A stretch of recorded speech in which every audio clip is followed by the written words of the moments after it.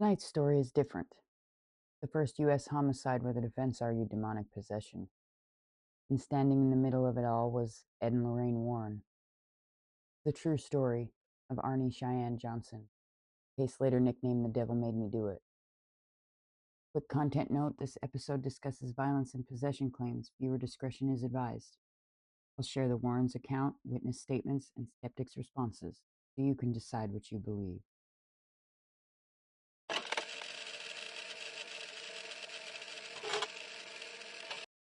If you're new here, Ed Warren was a self-taught demonologist. Lorraine, his wife, claimed clairvoyance. For decades, they investigated hauntings across the U.S. Annabelle, Amityville, Enfield, some you've seen in movies. This case, it ended in a real courtroom with a life on the.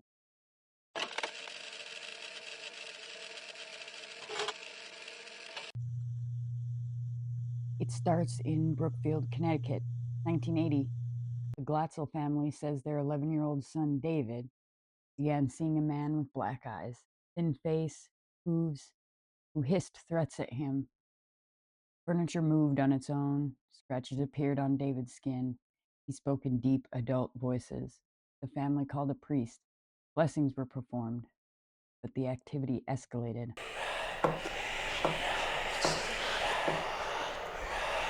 Enter the Warrens. Lorraine later said she sensed a non-human entity fixated on the boy.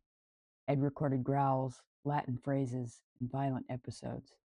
The family kept journals. Neighbors reported shouts at night.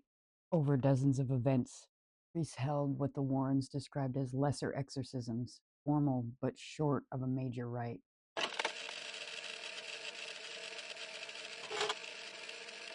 According to the Warrens, during one session, Arne Johnson, David's sister Debbie's boyfriend, leaned over the boy and challenged the "Take me, leave him alone."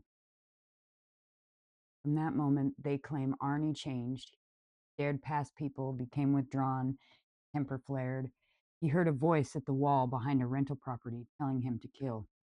Skeptics say stress and suggestion were enough to reshape anyone's behavior, but those who were there insist something moved that, something you can't MRI or measure.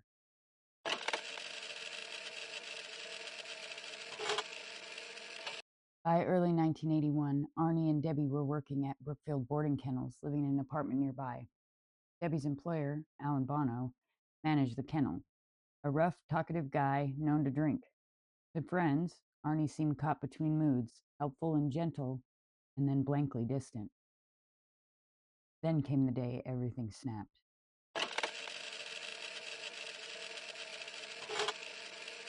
February 18th, 1981. Debbie, her 9-year-old cousin, Arne, and Bono had lunch. Bono drank heavily. Later, an argument started over the child. Bono didn't want her to leave. Voices rose. Doors slammed. Outside, near the apartments, witnesses say Arnie's face went vacant, like a light behind the eyes switched off. He pulled a pocket knife and stabbed Bono multiple times. Bono staggered, collapsed, and later died.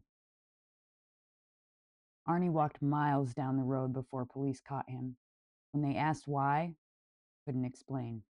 He just said he didn't remember.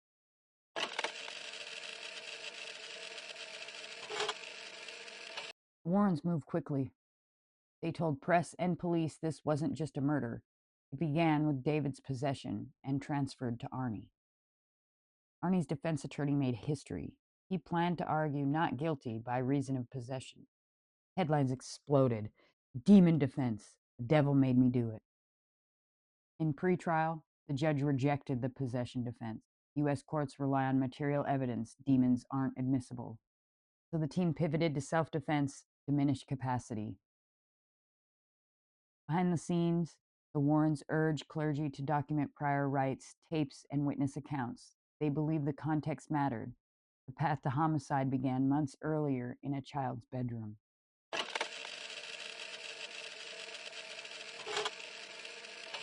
Prosecutors focused on the present: a drunk argument, a knife, a victim. They painted Arne as angry and irresponsible. The defense described a young man affected with blackouts, voices, and a documented haunting in his circle. The jury deliberated for 15 hours. The verdict: guilty of first-degree manslaughter. Sentence: 10 to 20 years. Arne served about 5 for good behavior. To believers, the verdict proved only that courtrooms are for law, not the supernatural. To skeptics, it confirmed the obvious: no demons required.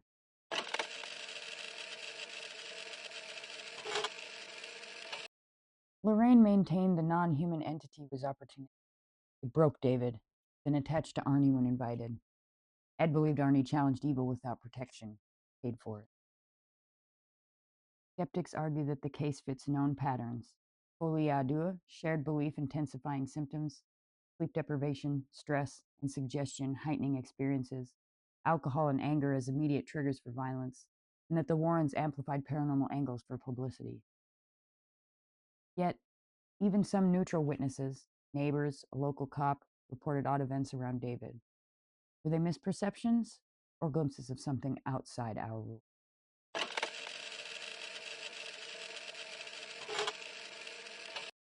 Arne married Debbie while in prison. By many accounts, he never reoffended. Debbie stood by him until her passing years later. The Glatzel family lived with scars that don't photograph. The Warrens kept this file in their records as proof. Evil can put on a human face and walk into court wearing a suit.